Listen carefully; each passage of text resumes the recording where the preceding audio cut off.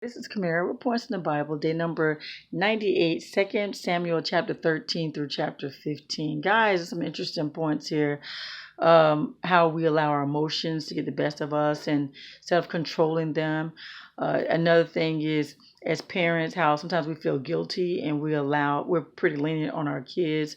We should ask God for wisdom and then the boldness to do what needs to be done. It's not easy to discipline your kids, it just isn't.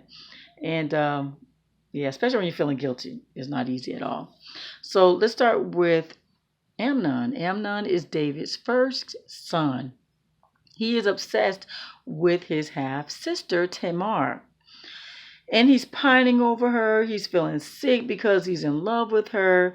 His cousin makes a suggestion. Just ask you're a prince basically.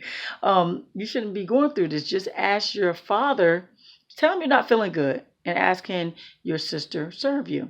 So he does that. And Tamar is serving him, and Amnon tells everyone to clear the room, and it's just him and Tamar. And he starts to take advantage of her. And so she's like, don't do this. Don't do this. Just, ask our father, can you marry me? He's so blind with obsession. Like he can't control himself. He rapes her. Yeah. And then he discards her because she's like, please don't do this. Still giving him a chance, but now he hates her. You see what happens? We allow Satan to convince us to do something, right? He allows Satan to talk him into doing what he did. And you see what happens?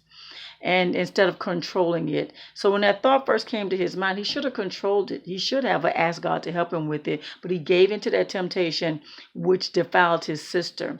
So she's torn. She's torn.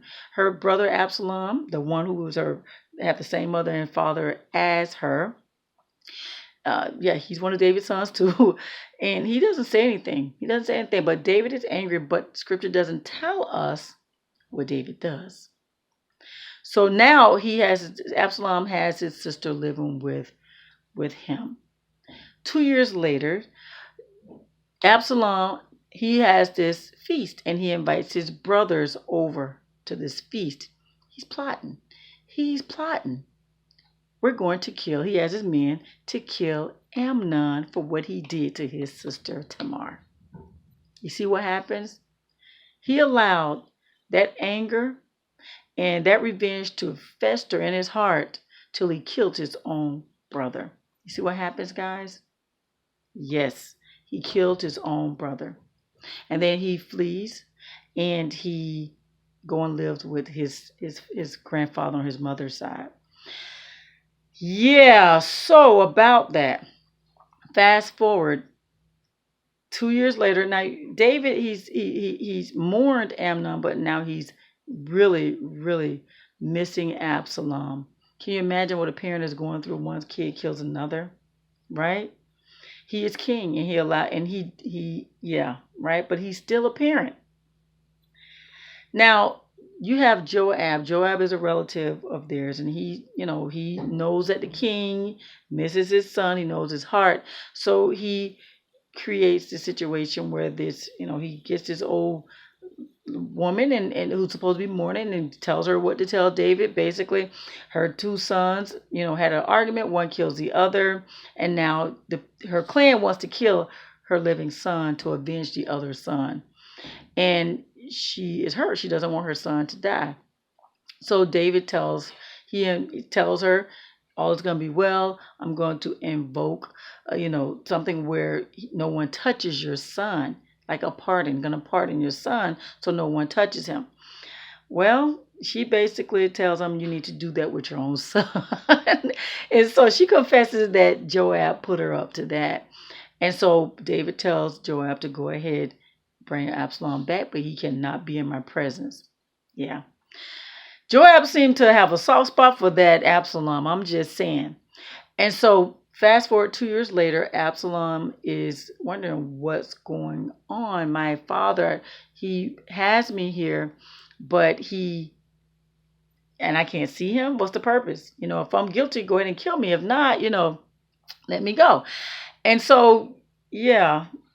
So he contacts Joab. Joab totally refused to come see him. Second request, Joab refuses to come see him. Absalom gets Joab's attention. He sets fire to Joab's barley field. Yeah, Joab comes now. And he pleads his case to Joab. And Joab talks to the king. And the king and Absalom make peace. Isn't that something? So get this. Fast forward. Absalom comes up with this plan. He gets this entourage. And what he does early in the morning, he stands before the city gate. And anyone who comes with the case they want the king to hear, he stops them. If they're Israelite, he stops them, hears their case, greets them with love, and he tells them that if I was judge, I will give you justice. He's campaigning. Isn't that something? He wins the heart of the people. Joab is considered to be the most handsome man in all of Israel. He had this long, thick hair. He has no blemishes from head to toe. And the people love him. He's showing love and he's handsome. I'm just saying. And so 4 years later, now he's been doing this for 4 years. David's not hearing this, really? Is David feeling guilty and not just letting him do what he want to do? I'm just saying. So he goes to his father and tells him he wanted to go and worship God. He wanted to go to Hebron and he wants to worship the Lord. That's not his main plan. His main plan is to have an uprising and to take over the kingdom. So then at a certain time, he have people to start calling him king. King Absalom. Yeah. So a messenger comes to David, let him know what Absalom has done. David decides to flee Jerusalem, to flee the city of David. Him and his wives, he leaves his 10 concubines, him and his people, all those who honor David, his faithful followers, they follow him, his army, everybody goes. Now, the thing is, number one, be careful of your emotions. Don't let your emotions get the best of you. If you get those thoughts, for instance, like Amnon, where you're lusting where you shouldn't be lusting, you need to ask God to help you. Stop that mess when it first come to your mind. If not, it's going to fester. It's going to grow. It's going to deepen. It's going to go to your heart. So if it's gotten to that point, just ask God to help you. You may have to go deep. You may have to go deep and fast. But you need to deal with that situation. Amnon, what happens? He let it grow, and he eventually did something that he shouldn't have done, which was rape his sister. Absalom, same thing, but it was a different thing. He murdered his brother. He allowed it to fester, to grow. Gossiping, anything, bad thoughts about people, anything, gossip, negative thing, anything that is not of God that enters your mind that can lead to ugly. You might not think it can lead to ugly. You need to stop it then and there if it's not a clean thought. Ask God to help you, because what's going to happen, you're going to get in there so deep you can't pull away. It's going to be hard to pull away. Ask God to help you. If you've gone too far, fast.